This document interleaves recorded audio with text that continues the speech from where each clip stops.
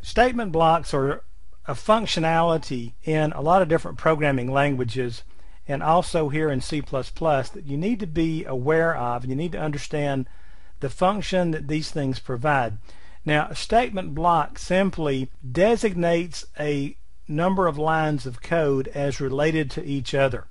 And there's a lot of different ways that this affects our programs, and we'll talk about them as we go through the course and do some examples. But I kind of wanted to call it out here in a separate video so that it makes sense to you and to get your attention with it. So the bottom line is that statements between braces are what's called a statement block, and braces are these curly Q kinds of things that you see right here, a left brace and a right brace. All right.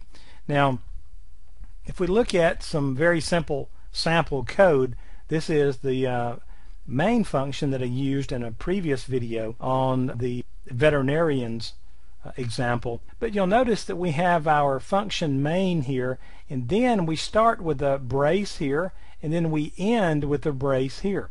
Now what this is telling us is that everything between these two braces, starting here and going down to here, these are all related. Okay, they are a block of code.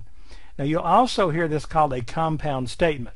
So if you want to impress some people, especially the relatives, you can talk about writing a compound statement this afternoon in C++, right? But anyway, a compound statement just simply means it's a block of statements. Now blocks can also be nested within other blocks. So for example, under here, let's say somewhere around this bill function that we called outside, I could have put another function in here and had an open and close block, and this area in here would be treated separate from the rest of this out here. You will see this quite a bit, and I'll point that out as we do some examples later, so just keep that in mind. But here's the real deal. Blocks tell the compiler that the lines of code inside those blocks have some sort of relationship to each other, and often they establish the scope of the variables and the functionalities within that block. Now I don't want to go too deep into that right now about scope. We'll talk about that later. We're not talking about a mouthwash here.